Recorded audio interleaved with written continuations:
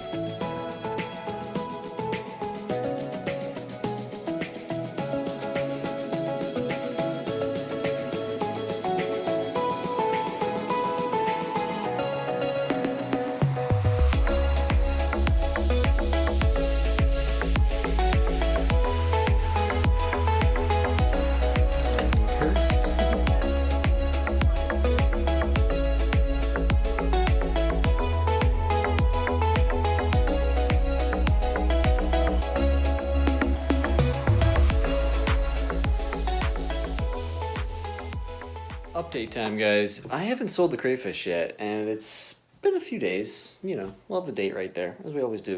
And, well, we're getting a little closer to a pufferfish tank. This is going to be the centerpiece for it. It looks really awesome. It's pretty cheap, too. I don't remember exactly what kind of wood it is. Someone probably knows. Point is, it's really cool driftwood. Somebody's calling my name. So we're gonna set it up in there. I've been boiling it for a while, and who knows?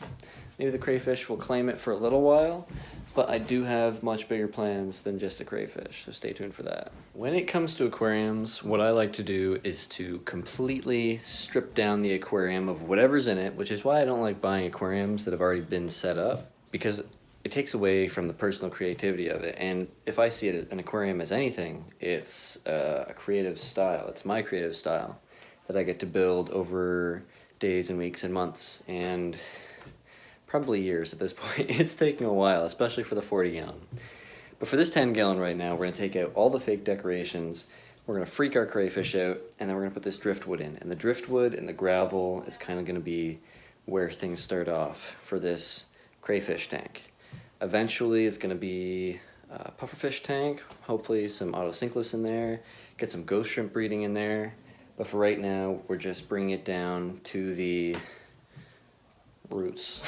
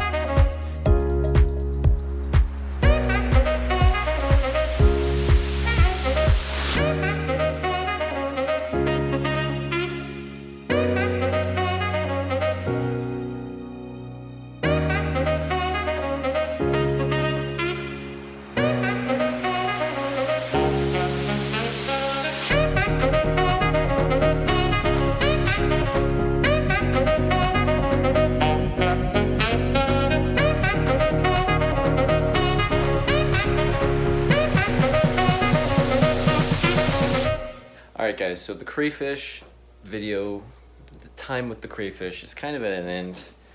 He's in this bucket here because, you know, I don't really have anywhere else to put him, and the 10-gallon is going to be used for something very soon. So I hope you guys enjoyed this video. The crayfish is going to be sold pretty soon, hopefully to a nice guy with a 20-gallon. I don't really understand crayfish people, but hey, a lot of you probably are crayfish people, and I respect that. You know, it takes a lot of commitment to make a tank just for one creature. I wouldn't be able to do it, honestly. Like goldfish, crayfish, you know, big aggressive fish, just things that can't go with other things, I wouldn't be able to do. I gotta have a mixture. Even when I say I'm gonna do a species only tank, never ends up being that. Anyways guys, I hope you enjoyed the video, and I'll see you next Sunday.